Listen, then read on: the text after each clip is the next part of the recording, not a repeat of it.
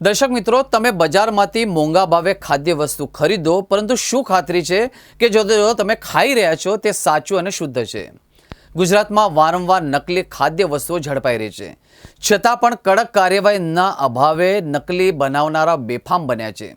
સુરતમાંથી ફરી એકવાર નકલી પનીર બનાવતી ફેક્ટરી ઝડપાઈ છે. 28 લાખથી વધુનું 1400 કિલો શંકાસ્પદ પનીર જપ્ત કરવામાં આવ્યો હતો. શું છે સમગ્ર મામલો? જુઓ આ અહેવાલમાં. સુરત એસઓજીને બાતમી મળી હતી કે પાંડોસરાની ભીડવંજન સોસાયટીમાં ગાળા નંબર 278માં ગેરકાયદેસર રીતે અને આરોગ્ય સાથે ચેડા થાય તે રીતે પનીર બનાવવામાં આવી રહ્યું છે. આ બાતમીના આધારે એસઓજીની ટીમે ફૂડ સેફ્ટી ઓફિસરને સાથે રાખી દરોડા પાડ્યા હતા. તપાસ દરમિયાન કારખાનામાંથી મોટા પાયે બિન બ્રાન્ડેડ લૂઝ પનીરનો જથ્થો મળી આવ્યો, જે જોઈને અધિકારીઓ પણ ચોંકી ઉઠ્યા. રેડ દરમિયાન કારખાનાના સંચાલક મહેશકુમાર શર્મા હાજર મળી આવ્યા હતા.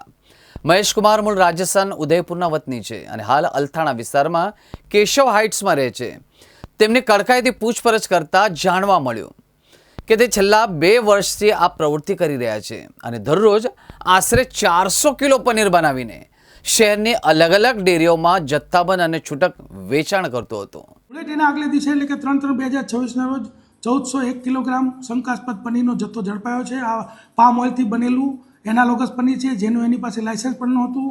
આ વ્યક્તિનું નામ છે મહેશ શર્મા, કે જેણે લૂઝ પનીરનો જથ્થો બનાવતો હતો અને ત્યાં ઝડપાઈ ગયો છે.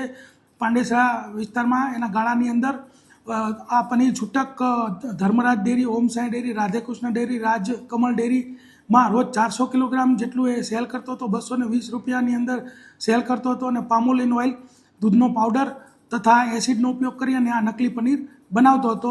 આ રીતે એસઓજીએ આ નકલી પનીરનો જે પર્દાફાશ કરેલ છે.